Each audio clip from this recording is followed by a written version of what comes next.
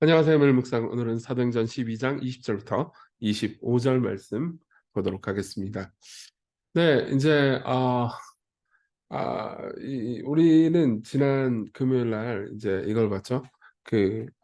베드로가 프리즌 브레이크, 감옥 탈출하는 장면까지 봤잖아요. 근데 이제 헤롯이 그걸 보고 베드로가 감옥을 이제 천사의 도움으로 탈출한 것을 보면서 이제 분노합니다. 여기서 헤롯의 잔인성이 등장하죠. 우리가 이제 지난번에 읽긴 했는데요. 18절부터 19절 내용도 좀 같이 볼게요. 날이 새매 군인들은 베드로가 어떻게 되었는지 알지 못해요. 적지 않게 소동해요. 당시에 베드로 옆에서 군인들은 딱 붙어가지고 이 사슬에 베드로를 딱 메어놓고 못 도망가게 지키고 있었거든요. 근데 이제 군인들은 알지도 못하는 상태에서 천사가 베드로를 데리고 가버리죠. 그리고 아마 군인들의 눈을 가리워 버렸을 겁니다. 그러니까 이제 헤롯이 그를 찾아보지 못하죠. 못하니까는 파수꾼들을 신문하고 죽이라고 명령하죠. 예. 그러니까 아마 다 신문을 한 걸로 봐서 다 사정 들었을 거예요. 그렇죠? 근데도 불구하고 이제 헤롯은 이제 하나님께서 이 모든 것을 하셨다라는 것을 어느 정도 직관적으로 알고 있었을 겁니다. 직관으로 알고 있었는데 근데도 무시하죠. 그러니까 이제 분노에 이기지 못해가지고 파수꾼들을 죽여버립니다. 그리고 헤롯이 유대를 떠나 가이사랴라는 곳으로 내려가서 머물어요. 가이사랴는 고대의 큰 도시였고요. 그리고 헤롯이 공을 들여서 만든 우상 숭배적인 도시였습니다. 근데 그 상황에서 이제 이런 사건이 하나 벌어졌어요. 헤롯이 두로와 시돈 사람들을 대단히 노여워해요. 왜 노여워했는지는 우리가 정확하게는 알 수가 없습니다. 근데 어쨌든 간에 두로와 시돈 사람들은 이제 갈릴리 지방에서 나는 양식으로 먹고 살았거든요. 그러니까 무역을 함으로써 먹고 살았던 거죠. 근데 이제 헤롯이 분노해가지고 야 너네 양식 안 줘. 그러니까 어떻겠어요? 두로와 시돈 사람들이 무서웠겠죠. 그래가지고 한 마음으로 그에게 나와서 왕의 침소 맡은 신하 블라스도를 설득하여 화목하기를 청한지라. 그러니까 이제 두로와 시돈 사람들이 헤롯에게 가가지고 잘못했어요. 우리 저기 안 그렇게 무슨 뭐 때문에 화는지 모르겠지만 어쨌든 간에 야, 우리를 용서해 주세요. 그러면서 옵니다. 그러니까 헤롯이 그래 날 한번 잡자. 그래서 나를 택하여서 왕복을 입고 단상에 앉아서 백성에게 연설을 해요. 그러니까 이 두로와 시돈 사람들한테 막 연설을 하는 거죠. 이게 실제로 고대 역사에 요세푸스라는 역사가에 의해서 내용이 좀 기록이 돼 있어요. 요세푸스에 따르면은 헤롯이 두로와 시돈 사람들에게 일장 연설을 했고 그 일장 연설을 하면서 이제 두로와 시돈 사람들이 막 높였다는 거죠. 당시에는 은색 빛깔나는 옷을 입었어요. 근데 이제 야외에서 설교를 하면 은색 빛깔나는 옷이 이제 뭐예요? 햇빛에 비치면 바짝바짝 빛나잖아요. 그러니까 영광스러워 보이고 그랬을 겁니다. 들어와시던 백성들이 22절 크게 부르되 이것은 신의 소리요 사람의 소리가 아니라 하거늘 헤롯이 영광을 하나님께로 돌리지 아니하므로 주의 사자가 곧 친히 벌레에게 먹혀 죽으니라 이렇게 얘기합니다. 실제로 요세푸스 역사가를 보면 아마 낭족이 터져서 죽은 것 같습니다. 그러니까 이제 복통이 나가지고 이제 떼굴떼굴 하다가 결국 죽어버렸다라고 이 기록이 돼 있어요. 그러니까 이제 백성들이 와, 당신은 신입니다. 이렇게 얘기를 하니까는 이 여호와 하나님을 알고 있는 존재인데 그래도 헤롯이 그래서 하나님께 영광을 돌리는 게 아니고 자기가 내가 신이다라고 하면서 이제 교만하게 우상 숭배를 받았던 거죠. 그러니까 이제 하나님께서 죽이십니다. 그러니까 이제 사실 생각해 보면 헤롯이 절대 권력을 가지고 모든 사람들을 지가 다 죽여버릴 수 있을 것 같고 야고보를 죽였잖아요. 그렇죠? 죄 사도 야고보를 죽였고 베드로도 죽이려다 실패했잖아요. 그러니까 자기가 보세요. 권력이 조금이라도 있잖아요. 그럼 내가 이 세상에서 뭐든지 다 할 수 있을 것 같은 생각이 들어요. 예. 뭔가 저 뭐 목회자니까는 저한테 적용시켜 보면은 목회가 좀만 잘 되면은 내가 뭘 목회를 해도 목회에서는 내가 도터치 뭐 어딜 가든 난 잘할 수 있어라고 생각하게 됩니다. 여러분들이 뭐 여러분들의 커리어에서 몇 년 지나가지고 좀 전문성이 생기잖아요. 그러면 나는 이건 좀 자신 있어 이렇게 생각하는 분들도 계시겠죠. 그걸 이제 어떤 의미에서 교만이라고 볼 수 있고요. 그리고 단순한 자신감과 교만이 어떻게 구분되냐면요. 교만은 자기를 되돌아보지 않아요. 예. 자기의 한계 역시 인정을 안 합니다. 그리고 뭘 잘못해가지고 뭐가 잘못되잖아요. 그러면 자기의 한계 안에서 원인을 찾는 게 아니고 자기 안에서 원인을 찾는 게 아니고 남 탓을 하죠. 그리고 헤롯처럼 어떻습니까? 그러니까 지가 진짜 모든 걸 다 할 수 있을 줄 알아요. 예. 그런데 헤롯이 어떻게 하려고 그랬어요? 하나님의 말씀과 교회를 박해해가지고 죽이려고 했죠. 근데 박해는 뭐 죽이는 게 뭐 어때요? 24절 하나님의 말씀은 흥왕해서 더하죠. 그래서 어떻게 했냐? 바나바와 사울이 부조하는 일을 마치고 마가라는 요한을 데리고 예루살렘에서 돌아옵니다. 예. 그러니까 결론은 하나님의 말씀은 흥왕해가지고 더했다. 그리고 돈도 많이 이 부조하고 서로를 도와줄 수 있을 정도로 풍성하고 부유해졌다. 교회가 번창하고 있다, 번성하고 있다. 이런 이야기를 하고 있는 겁니다. 자, 여기까지 내용 봤으니까요. 우리 적용을 해볼까요? 첫 번째, 교만한 마음이 어떤 것인가? 교만에 대해서 좀 생각을 해봅시다. 헤롯의 연설은 두로와 시돈의 굶주린 사람들에게는 넋을 읽을 정도로 인정을 받았죠. 저 사람은 신이야 이렇게 얘기를 했죠. 그렇지만 죽어버렸죠. 잠잠합니다. 그렇죠. 그 연설은 엄청난 연설이었을 겁니다. 그렇지만 그 연설은 지금 기록되어 있지도 않고요. 사람들의 마음과 생각에 남아있지도 않습니다.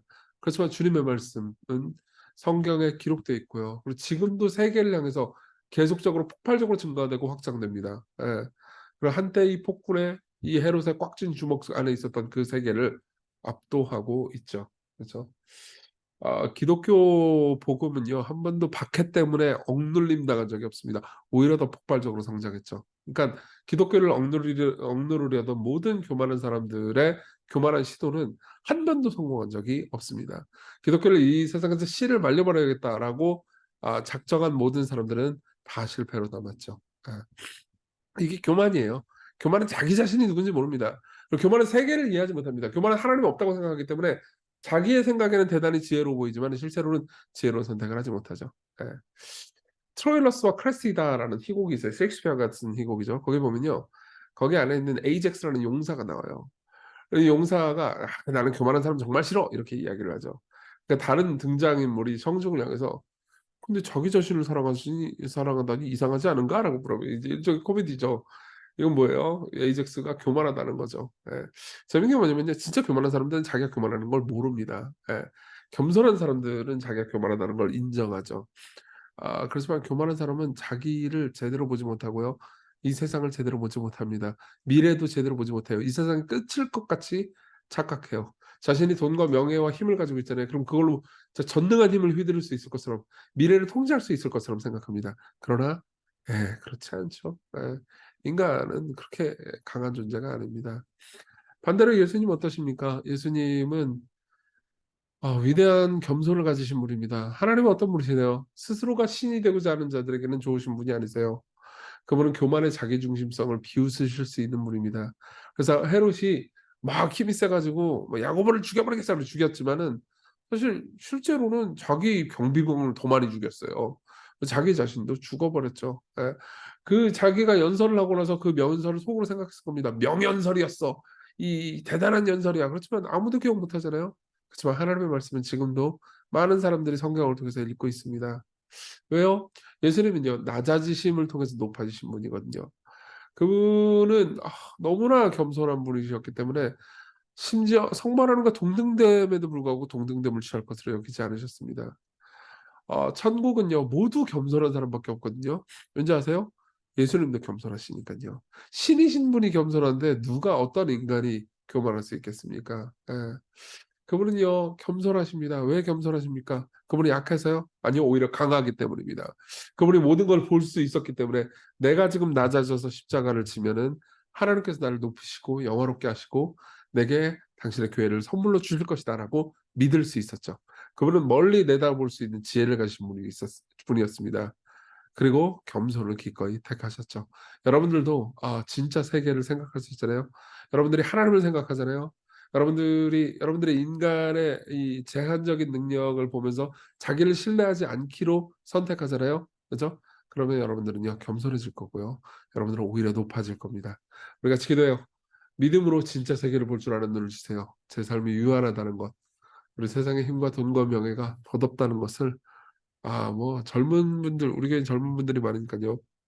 이 말을 받아들이기가 어려울 수 있을 겁니다. 뭐 아파트 있는 사람이 최고인 것 같고 막 힘 있는 사람 보면 너무 부럽고 저렇게만 됐으면 좋겠고 그렇잖아요. 아니에요. 그 모든 것들이 얼마나 덧없는 건지 여러분들 아셔야 됩니다. 그것을 받아들이게 해 달라고 기도합시다. 그리고 겸손하신 우리 구주를 바라보면서 예수님께서 우리를 높이셨잖아요. 그래서 우리를 자기의 신부로 삼으셨습니다. 그리스도의 칭찬을 우리 삶의 최고의 기쁨으로 받아들일 수 있는 용기를 달라고 기도합시다.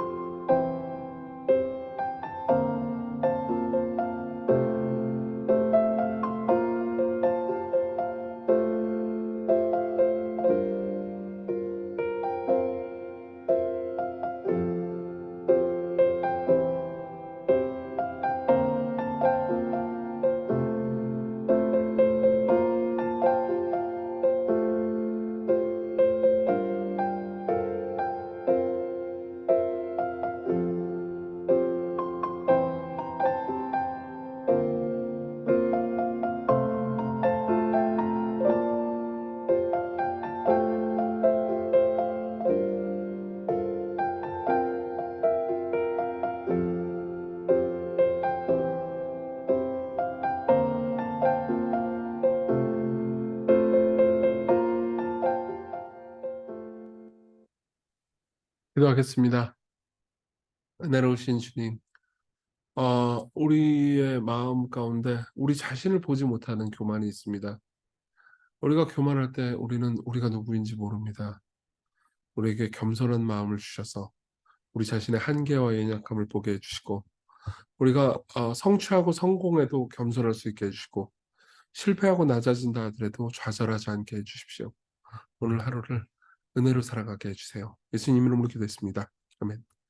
네, 오늘 하나님의 은혜로 기쁜 하루 보내십시오.